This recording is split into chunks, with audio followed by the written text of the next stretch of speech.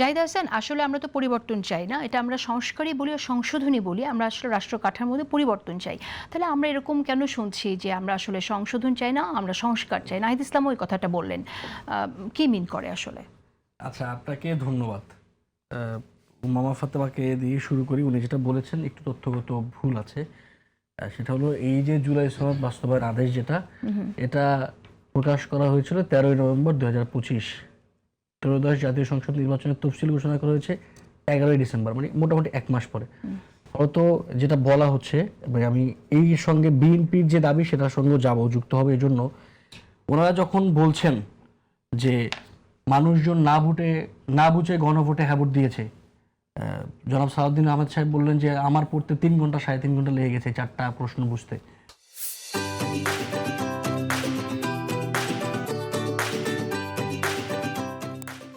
তো যদি সেটাই হয় যে আপনি বুঝেন নাই, আপনি না বুঝে এটা করেছেন এবং পিপুলও বুঝে নাই, মানে এই যে বাস্তবায়ন আদেশ বলেন, জুলাই জাতীয় সনদ বলেন, সব কিন্তু ঐক্যমত্য কমিশনে দীর্ঘ আলাপ আলোচনার ভিত্তিতে 11ই ফেব্রুয়ারি ঐক্যমত্য কমিশন হয়েছে। এই যে দীর্ঘ প্রায় 10-11 মাসের আলোচনা, 10-11 মাসের আলোচনার ভিত্তিতে বাস্তবায়ন আদেশ হয়েছে, জুলাই জাতীয় সনদ হয়েছে।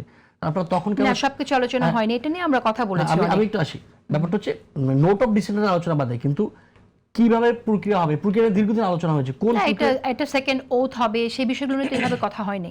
কোন প্রক্রিয়া হবে এখন, এটা দীর্ঘ ডিবেট হয়েছে ঐক্যমত্য কমিশনে। কিন্তু আপনি ব্যাপারটা দেখেন যে ওনারা যখন বলছেন যে এইগুলো আমরা জানতাম না, মানুষের গণভোটের 3টা প্রশ্ন পড়তে 3 ঘন্টা 4 ঘন্টা লাগে, 4টা প্রশ্ন পড়তে 3 ঘন্টা 4 ঘন্টা লাগবে, তাহলে সে কি বুঝে হ্যাঁ ভোট দিবে?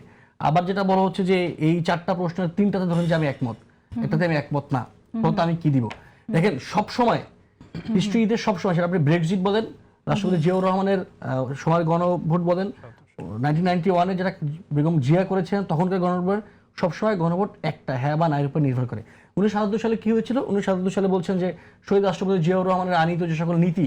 আচ্ছা, আমি তাহলে বলি, আমি বুঝে গেছি এই কথাটা তো আপনারা বলছেন, আমরা অনেক আমি একটু যাই তো, মানে ব্যাপারটা যেটা হচ্ছে, তারা যখন বলছেন যে আমরা এটা জানতাম না, কিংবা মানুষের প্রত্যেকটা 3 ঘন্টা লাগছে, এইটার মতো প্রতারণা। আপনি আজকে হেডলাইন দিয়েছেন না প্রতারণা রাজনীতি, এটা আপনারা, আমি বলি তাহলে প্রতারণাটা যেখান থেকে শুরু হলো বলে সালাউদ্দিন আহমেদ বলেছেন, সেই জায়গাটা আমি আনতে চাই। সেটা হলো, এইটাই তো হচ্ছে পলিটিক্যাল উইল, জুলাই জাতীয় সনদ, তাই না? এটা তো উইল। এখানে তো রাজনৈতিক দলগুলো, রাজনীতি জামাত, বিএনপি এবং আপনাদের দল এনসিপিও পরবর্তীতে গিয়ে সাইন করেছে। তো এই সনদ থেকে পরবর্তীতে যে অধ্যাদেশটা, যে বাস্তবায়ন আদেশটা জারি হলো, সেটা কেন ডিফারেন্ট হলো? মানে এটা আপনারা কি জিজ্ঞেস করেছিলেন সরকারকে, এটা কেন ডিফারেন্ট হলো?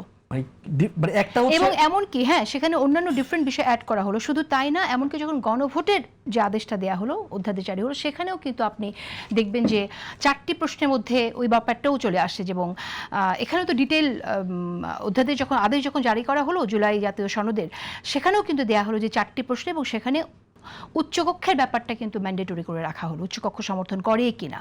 কিন্তু এখানে তো ব্যাপারটা তেমন ছিল না।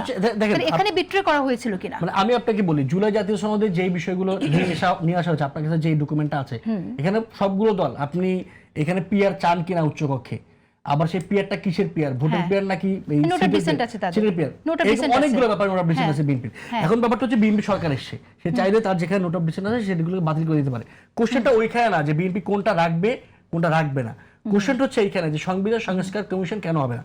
না, কোশ্চেনটা ওইখানে যে প্রশ্নটা হয়েছে কিনা, কোশ্চেনটা ওইখানে যেখানে আপনার যে বিষয়গুলোতে, যে বিষয়গুলো নিয়ে আলোচনা হয় নাই, সেই বিষয়গুলো গণভোটে কিভাবে গেল বা পদ্ধতিটা কিভাবে হলো, সেটা নিয়ে আমার মনে হয় তখন কি। না, আমি আপনাকে বলি, মানে 13 নভেম্বর যখন এই সংস্কার বাস্তবায়ন আদেশটা জারি করা হলো, সালাউদ্দিন আহমেদ তখন কোনো কিছু বলেন নাই কিন্তু এটা নিয়ে।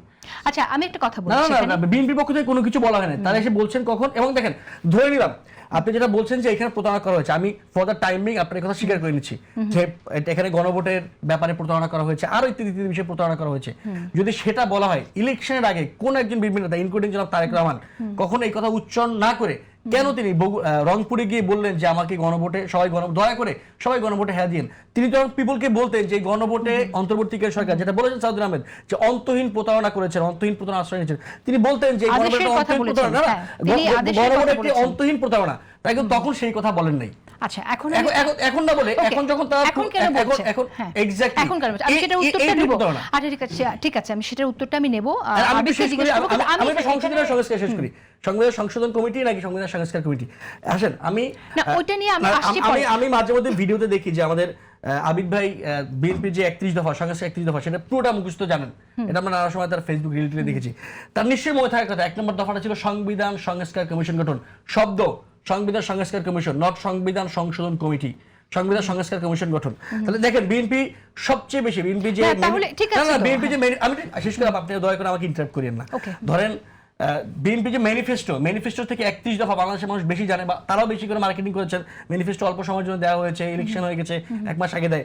তারা প্রথম দফা যেটা বলেন সংবিধান সংস্কার কমিশন, আমি নিশ্চিত যে বাংলাদেশের অধিকাংশ মানুষ 31 দফা দেখে তাদেরকে ভোট দিয়েছে, তারা 213টা বা এরকম সামথিং সিট পেয়েছে।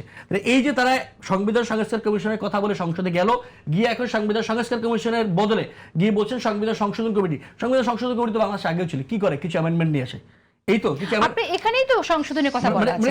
আপনি যদি এখন বলেন আমি আপনাকে বলছি কি যে যখন বাস্তবতা দেশে 13 নভেম্বর বলে দিচ্ছে যে এখানে একটা সংবিধান সংস্কার কমিশন হবে, সবাই সেটা সেকেন্ড ওথ নেবে বলা আছে, এরপরে গিয়ে তারেক রহমান সরকারের সবাই বিভিন্ন তারা বলছেন কি সবাই দয়া করে গণভোটে হ্যাঁ দিন।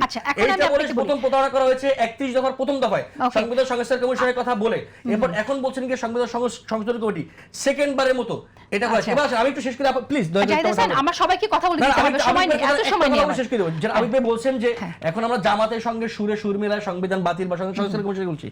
এনসিপি জামাতের সঙ্গে ইলেকট্রাল জোট করবার আগেও এনসিপির বহু নেতা বহু জায়গায় সবাই সেমিনারে দলীয় সমাবেশে বহুবার বলেছেন এই সংবিধান 72 সংবিধানকে সংস্কার করতে হবে, এটা জামাতের সঙ্গে জোটের পরে বলেন।